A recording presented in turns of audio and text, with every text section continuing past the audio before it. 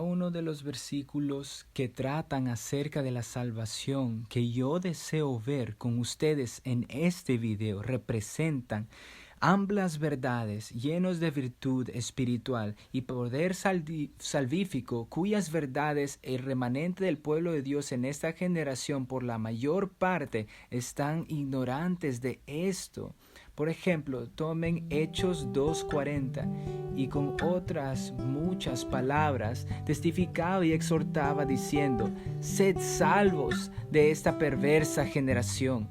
Ahora, yo quiero que cada uno de ustedes, en el principio de este video, se pregunte a sí mismo: ¿quién de ustedes conoce a un hombre de Dios que en esta generación se pararía delante de su congregación y osadamente predicaría en las aguas del bautismo: sed salvos?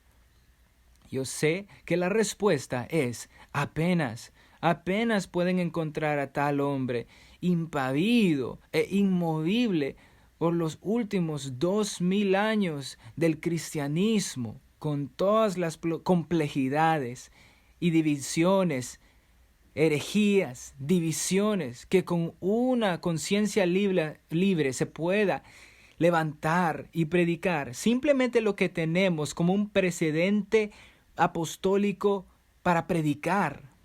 Esto no es un mensaje que fue predicado en un rincón. Esto es el mismo punto álgido del Nuevo Testamento, que si ustedes le preguntarían a cualquier persona cuál modelo tenemos nosotros del cristianismo del Nuevo Testamento, ellos tan convenientemente les llevarían a estos versículos que tenemos delante de nosotros. Hechos 2:40 hasta 47.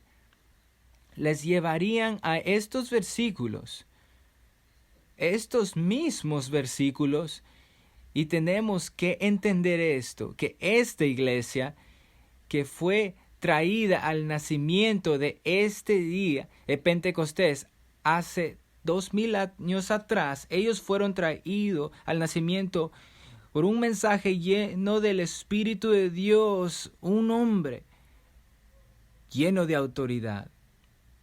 Y fue por medio de este mensaje que ellos fueron traídos al nacimiento. Y el mensaje era: sed salvos. Ahora, mientras yo venga a explicar qué significa todo esto, y mientras comencemos a ver todos estos versículos que tratan de la salvación, estas verdades amplias, lleno de poder salvífico y virtud sobrenatural espiritualmente, tenemos que hacer unas definiciones. Digo ante todo a todos mis hermanos calvinistas, nosotros no somos arminianos, en que nosotros no solamente creemos en la depravación severa del hombre, pero creemos en la depravación radical y total y absoluta del hombre. Eso significa que desde sus puntos o momentos de origen, principalmente, están en contra de Dios. Si ellos serían abandonados a sus propias maquinaciones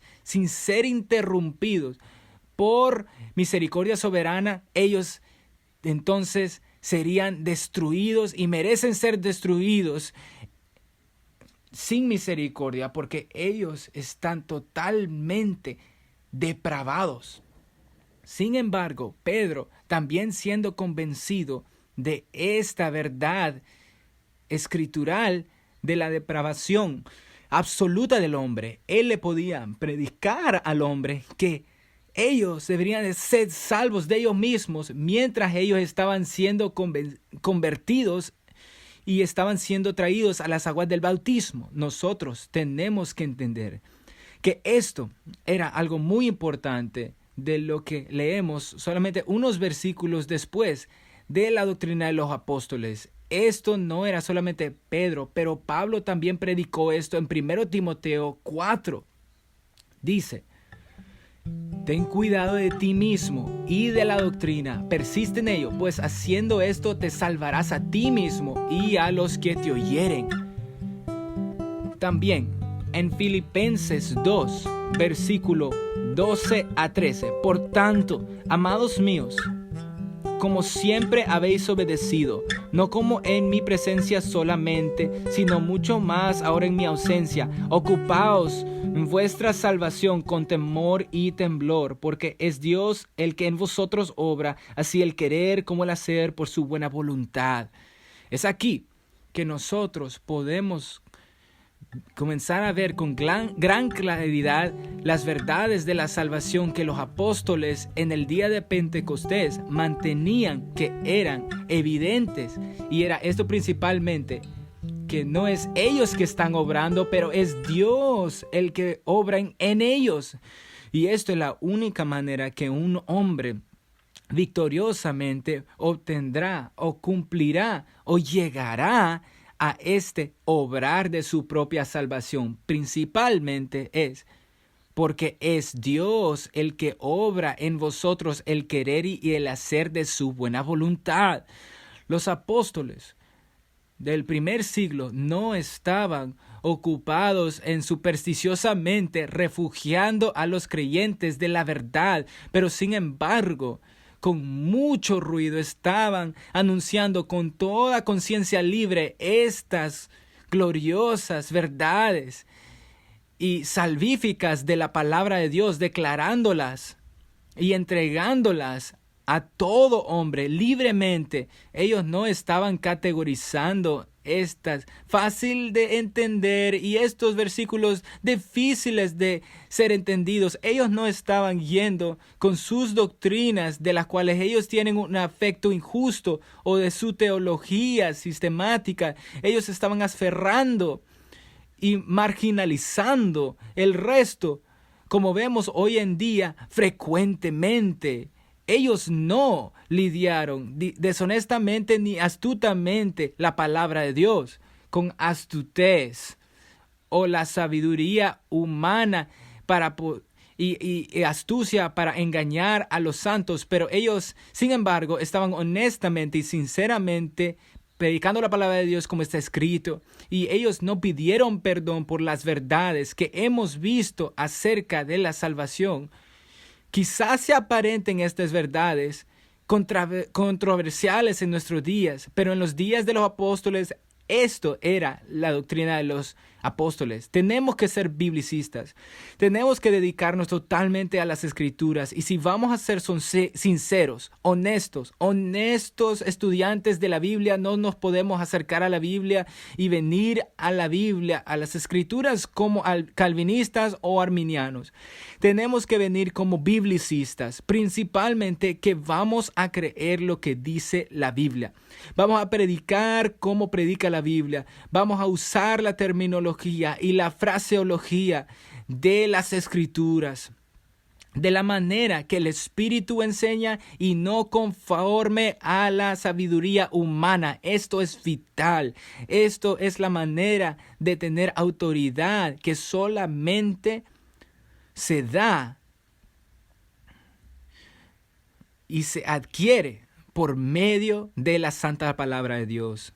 Ahora, las escrituras, entonces, la palabra de Dios no dejan de hablar de la salvación de las maneras que nosotros ya hemos abordado, pero lo contrario, la doctrina de la salvación en el Nuevo Testamento extrapola aún más, que específicamente que no solamente es una experiencia del pasado, pero hay una presente y urgente y vital experiencia en el presente y finalmente una experiencia de salvación en el futuro. Por ejemplo, tomen Santiago 1:21, por lo cual dejad toda inmundicia y superfluidad de malicia y recibid con mansedumbre la palabra implantada, la cual puede salvar vuestras almas. El apóstol Santiago, el hermano del Señor, está hablando de la experiencia de salvación que los creyentes están presentemente en un estado que necesitan eso. No es que no han sido aún salvos o no han experimentado salvación inicial, pero necesitan, mientras están en la prueba de fe, es el contexto de Santiago 1, que ellos están en necesidad presentemente de ser salvos. Miren 1 Corintios capítulo 15, versículo 1 y 2. Además, os declaro, hermanos, el evangelio que os he predicado, el cual también recibisteis, en el cual estáis firmes, por el cual asimismo sois salvos, si retenéis la palabra que os he predicado, si no habéis creído en vano. Pablo aquí está declarando el evangelio de la muerte, sepultura y resurrección del Señor Jesucristo y todas las varias aplicaciones de esas realidades al creyente. Y él dice, tú recibiste este mensaje y tú estás firme y tú eres salvo por este mensaje. Si retienes en memoria, eso es la experiencia pasada de la conversión inicial por medio del evangelio que ellos recibieron y donde ellos están firmes. Eso es la experiencia presente del evangelio, que ellos están presentemente firmes en el evangelio, por lo cual sois firmes si mantenéis en memoria. Y en el último también, en el tiempo del futuro, es condicional solamente sobre la memoria del evangelio que sobrenaturalmente se da conforme a 1 Corintios 2:16. Nosotros tenemos la mente de Cristo. Esto no es algo que del hombre se puede solamente imaginar o solo algo que un hombre puede hacer o estimular, conforme a lo que ya hemos visto Filipenses 2:13. Esta es la obra de Dios. No es inhibido por la carne y la muerte del viejo hombre. Esto es hombre liberado por la ley del Espíritu de vida en Cristo Jesús, donde no hay condenación a aquellos que no están andando según la carne, pero conforme al Espíritu. Miren de nuevo en 1 de Pedro 1, 5 y 9, que sois guardados por el poder de Dios mediante la fe, para la salvación que está lista para ser manifestada en el tiempo postrero, obteniendo el fin de vuestra fe, versículo 9, que es la salvación de vuestras almas. Aquí el apóstol Pedro está hablando acerca de una experiencia de salvación que aún tiene que ser revelada. Él también está hablando acerca de una salvación que nosotros recibimos al final de nuestra fe. Al fin. Algo que aún no hemos llegado en nuestro camino de fe, y es nuestra salvación. La salvación de nuestras almas. Pedro quiere decir en estos pasajes que los creyentes no han sido salvos, presentemente no están experimentando salvación, o que inicialmente no han sido salvos. De ninguna manera. El apóstol Pablo muy claramente está declarando esta suprema y final experiencia, el tiempo del futuro de salvación, que aún se tiene que revelar a ellos. De nuevo, Hebreos 9:28. Así también Cristo fue ofrecido una sola vez para llevar los pecados de muchos, y aparecerá por segunda vez sin relación con el pecado para salvación de los que le esperan. Aquí el apóstol Pablo está declarando que Cristo va a regresar, no solamente como un siervo sufriendo para cargar los pecados del pueblo, pero va a regresar de nuevo por aquellos de que presentemente están esperándolo a su salvación. Esto es sinónimo con lo que Cristo estaba predicando en Lucas 21, versículo 28, que en el momento que Cristo venga la segunda vez y que esté cerca en el horizonte, dice él, levanta vuestros ojos porque vuestra redención se acerca. De nuevo, Hebreos 10, versículo 39. Pero nosotros no somos de los que retroceden para perdición, sino de los que creen para salvación del alma. De nuevo, Pablo está declarando la salvación del alma, mucho como Pedro en 1 de Pedro 1 que aún presentemente no ha acontecido en el camino de fe del creyente, es algo que viene al cumplimiento o consumación de la fe del creyente. Eso es la salvación del alma, la salvación final del alma. Y conforme a Santiago 5, versículo 19 a 20, hermanos, si alguno de vosotros errare de la verdad y alguno le convirtiere, sepa que el que haga volver al pecador del error de su camino, salvará de muerte un alma y cubrirá multitud de pecados. Santiago acá, en esos dos versículos, está muy claramente trayendo a una conclusión toda su carga desde el principio, específicamente que hermanos no se caigan a la condenación. Esto es toda la carga del libro de Santiago. En resumen, y él les está rogando a los hermanos que entiendan esto.